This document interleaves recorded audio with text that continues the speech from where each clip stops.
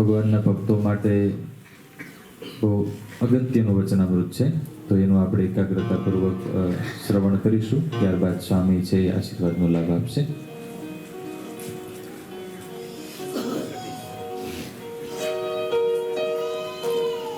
વર્ણિવેશરમણીય દર્શનમ મંદહાસરુચિરાનનાંબુજમ પૂજિतं સુરનરોત્તમેર્મુદા ધર્મનંદનમહં વિચિંતયે. ઓમ અવતારિણી શ્રી સ્વામિનારાયણાય નમો નમઃ. શ્રી હરિ કૃષ્ણાય નમો નમઃ. શ્રી પૂર્ણ પુરુષોત્તમાય નમો નમઃ.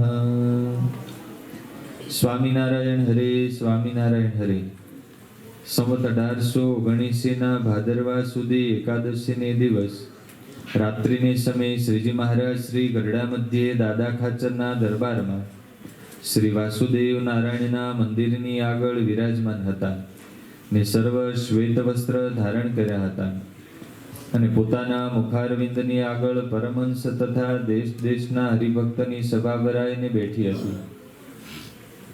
પછી શ્રીજી મહારાજ બોલ્યા છે, જે ભગવાનનો ભક્ત હોય તેને તો ભગવાનને તથા ભગવાનના ભક્તને જે ન ગમતું હોય તે ન જ કરવું, અને પરમેશ્વરને ભજ્યામાં અંતરાય કરતા હોય ને તે પોતાના સગાવાલા હોય તેનો પણ ત્યાગ કરવો, અને ભગવાનને ન ગમે એવો કોઈક પોતાનો સ્વભાવ હોય તો તેનો પણ શત્રુની પેઠે ત્યાગ કરવો, પણ ભગવાનથી જે વિમુખ હોય તેનો પક્ષ લેવો નહીં.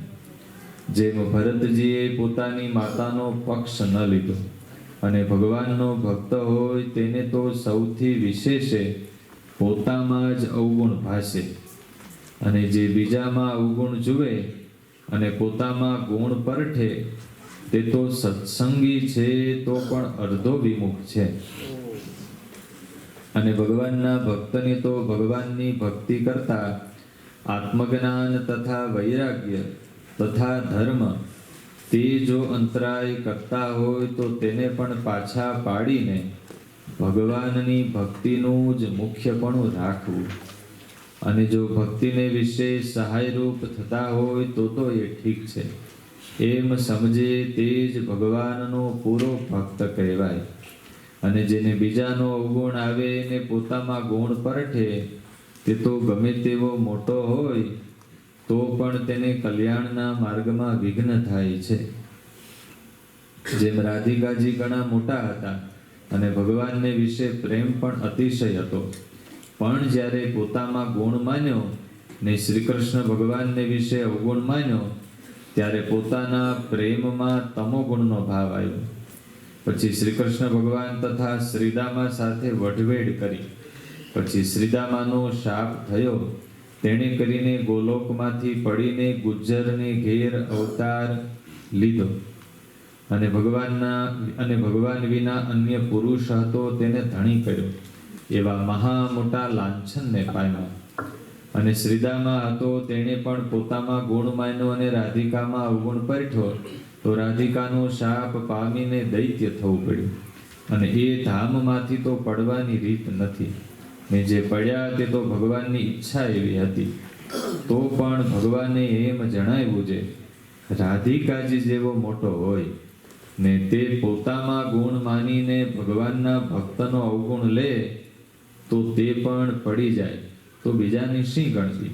માટે ભગવાનનો ભક્ત હોય તેને તો સર્વે સત્સંગીનો ગુણ જ લેવો ને પોતાનો તો અવગુણ જ લેવો. એવી રીતે સમજતો હોય ને થોડી બુદ્ધિ હોય તો પણ તેનો સત્સંગ દિવસે દિવસે વૃદ્ધિ પામતો જાય, અને તે વિના તો ઝાઝી બુદ્ધિ હોય તો પણ દિવસ દિવસ પ્રત્યે સત્સંગમાંથી પાછો હટતો જાય, અને અંતે જાતા નિશ્ચય વિમુખ થાય.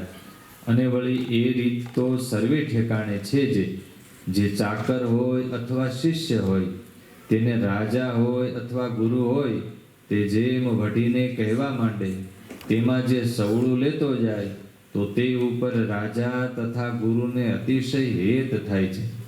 અને જેને શિખામણની વાત કહે ને અવળું લે તો તે ઉપર હેત થતું નથી.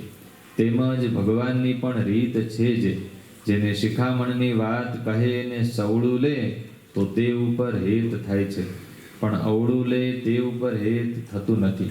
ઇતિ વચનામૃતમ. એવી રીતે ગરડા મધ્ય પ્રકરણનું 26મું વચનામૃતમ જે તે થયું.